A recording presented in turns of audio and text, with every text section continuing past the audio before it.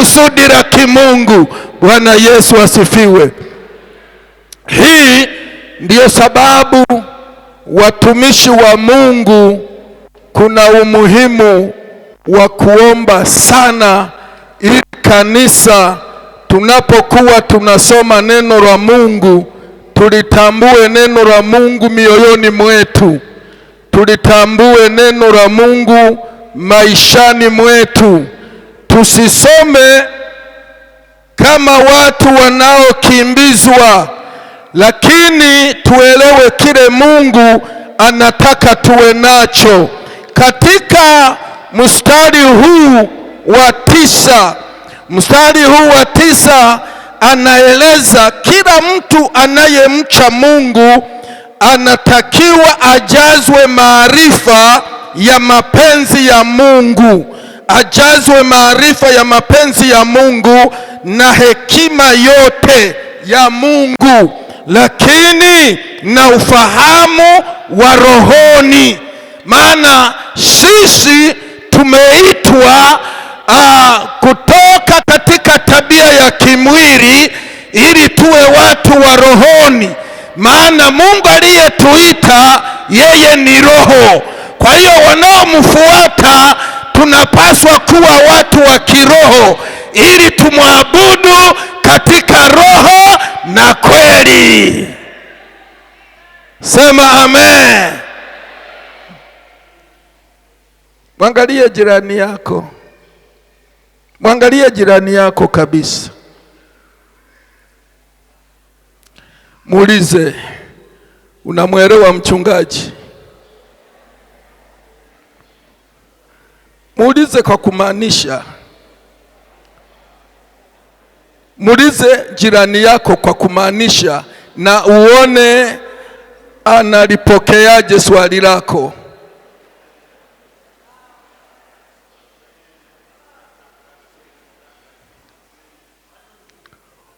Umesikia alichokujibu?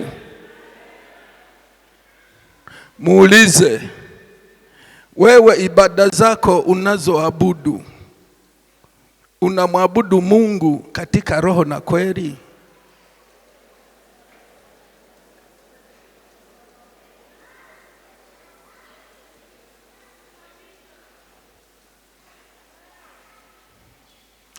Kama uko mbali na mtu, msogelee umuulize. Uhakikishe umemuuliza, ibada zako unazoabudu, unaabudu katika roho na kweli?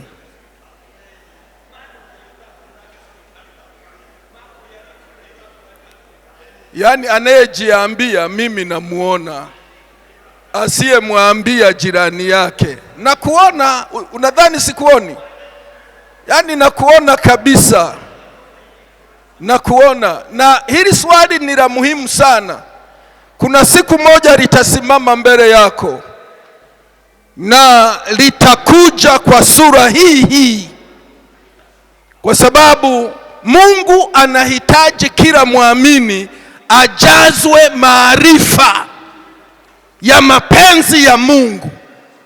Sasa maarifa ya mapenzi ya Mungu ni kuduhamisha, kututoa katika udanganyifu na kutuingiza katika kweli. Na mtu anapofika viwango vya ufahamu wa kweli, kweli inamtenganisha na udanganyifu, na ni ufahamu unaoweza ukapambanua iliyo kweli na isiyo kweli. Tukikosa ufahamu wa mapenzi ya Mungu, hatuwezi kupambanua. Yesu asifiwe. Lakini mambo ambayo Mungu ametuitia, ametupatia neno ili tujifunze neno litutengeneze. Litengeneze wa baba, litengeneze wa mama, litengeneze vijana wote wa kiume na wa kike. Ndiyo sababu ni muhimu kukubali kujazwa maarifa ya Mungu, ili maarifa ya Mungu yatusaidie. Kwa hiyo kanisa tuna wajibu wa kuomba kama Paulo anavyosema, tangu niliposikia siachi kuomba dua na maombi kwa ajili yenu, ili mjazwe maarifa, hekima na ufahamu katika kuyajua mapenzi ya Mungu. Bwana Yesu asifiwe. Kwa hiyo ni vizuri kuchukua hatua, ni vizuri kuchukua hatua, na unapochukua hatua katika maisha yako ndipo utajaliwa mwenendo ambao ni wajibu wa kuitwa kwako, mwenendo ambao upo kwenye wajibu wa kuitwa kwako. Bwana Yesu asifiwe. Nasema Yesu asifiwe. Utafahamu sasa namna ya kutembea, namna ya kutenda, namna ya kusimama imara kama ilivyo wajibu wako, kwa sababu umejaliwa ufahamu huo wa kimungu ambao utakusaidia kumpendeza Mungu kabisa, kumpendeza Mungu kabisa. Ni muhimu unapokuwa umegundua kanuni ya kumpendeza Mungu kabisa, wewe ni mwana wa Mungu uliye na roho wa Kristo, maana Kristo ananena kwa habari ya kusudi la Mungu alilotukusudia kutoka mbinguni. Bwana Yesu asifiwe. Kwa hiyo utaona tukizaa matunda kwa kila kazi njema. Kila unakokwenda utashughulika na kuzaa matunda, kuzaa matunda. Bwana Yesu asifiwe.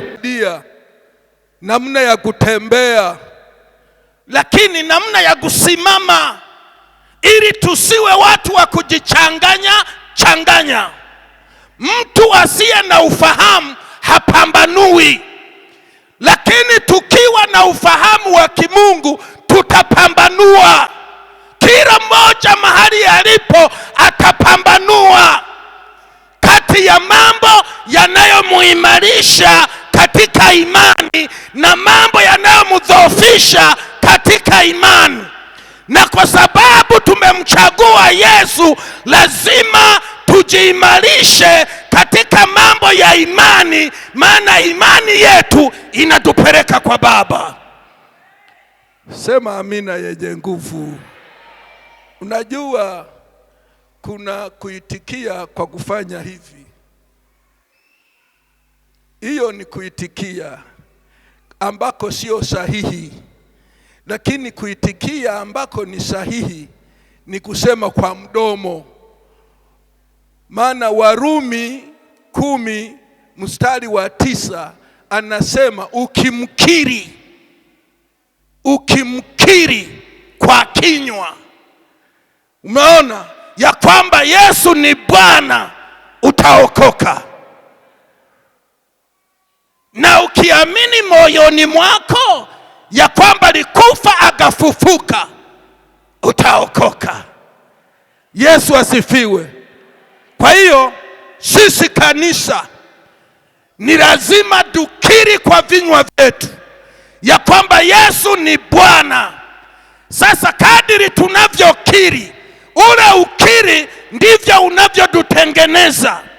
Kuna mapepo vinyemerezi, mapepo vinyemerezi yanaingia ndani ya mtu kimya kimya, na yakiingia ndani ya mtu kimya kimya yanamfanya asifanye mapenzi ya Mungu. Maana pepo anashughulika na kuzuia watu watu wasiende mbinguni, kwa sababu anazuia watu wasiende mbinguni. Ndiyo sababu anafanya kupotosha ufahamu, na kupotosha ufahamu mojawapo ni kumfanya mtu asikiri mambo ya kimungu. Maana kikiri mambo ya kimungu anaokoka, akiacha kukiri anakuwa mali ya shetani. Yaani ni kanuni isiyopingika.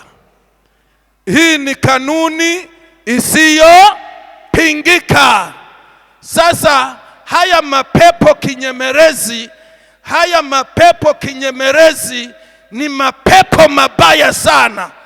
Yanamzuia mtu asisome neno, yanamzuia mtu asisikie neno, yanamzuia mtu asifahamu sawa na mapenzi ya Mungu. Kwa hiyo mtu anajiundia mambo yake yaliyo nje na ufahamu wa kimungu, anajitengenezea katika maisha yake lengo na makusudi asiwe mumiliki katika ahadi za Mungu. Ndiyo maana kanisa tunatakiwa kukazana kuomba. Kanisa tunatakiwa kukazana kuomba. Aise, Mungu atusaidie sana. Biblia inaposema habari ya kuwezeshwa kwa uwezo wote, namna katika zile nguvu za utukufu wake tupate uwezo wa kuwa na uvumilivu wa kimungu na kuwa na furaha ya kimungu, uwezo wa kuvumilia, uwezo wa kuwa na furaha ya kimungu ni utosherevu unaotokea katika ufahamu wa kimungu. Kama hakuna ufahamu wa kimungu, yani uvumilivu unakosekana. Uvumilivu unakosekana. Bwana asifiwe. Sasa uvumilivu ukikosekana, maana yake unamtoa mtu wa Mungu katika matendo ya haki. Unamtoa mtu wa Mungu katika matendo ya uaminifu. Lakini ile siri ya uvumilivu katika Kristo inazaliwa na viwango vya uelewa wa kumwelewa Mungu jinsi sijui nikwambieje namna Mungu anavyokumiliki. Vile viwango vya kumilikiwa na Mungu ndiyo uwezo wako wa ufahamu, ndio uwezo wako wa utendaji. Kwa hiyo ndio sababu ni muhimu kukazana kumjua Mungu, maana kadiri tunavyoongeza kumjua Mungu ndivyo tunavyofahamu na ndivyo tunavyowajibishwa na ile elimu ya kimungu. Lakini mtu akipoteza elimu hii ya kimungu ndivyo anavyopoteza ufahamu. Kwa hiyo anaweza gatenda vitu vinavyoaibisha katika imani. Anafanya vitu vilivyo kinyume na kila anachokiamini. Ni kweli anaamini wokovu, lakini kwenye matendo anatenda kinyume na mambo ya wokovu. Kwa sababu gani? Amesharuhusu mikondo mingine yenye kudhoofisha kila anachokiamini. Kwa hiyo Biblia bado inaeleza tunapaswa kujua, tunapaswa kufahamu kwa kina ile siri ya kimungu ambayo Mungu amekwisha kuiweka kwa ajili ya watakatifu, kwa ajili ya watakatifu ambao mimi na wewe tumeingizwa. Kwa hiyo ni muhimu kuwa na ufahamu, kuelewa ile namna ya ufunuo ambao unapatikana kwa njia ya Yesu Kristo. Bwana Yesu asifiwe. Nasema Yesu asifiwe.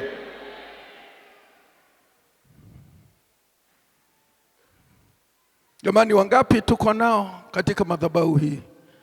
Tuko wote pamoja? Sawa. Ngoja nielezee hapa kidogo halafu niweze kueleza ndondoo hizi. Yesu asifiwe. Anasema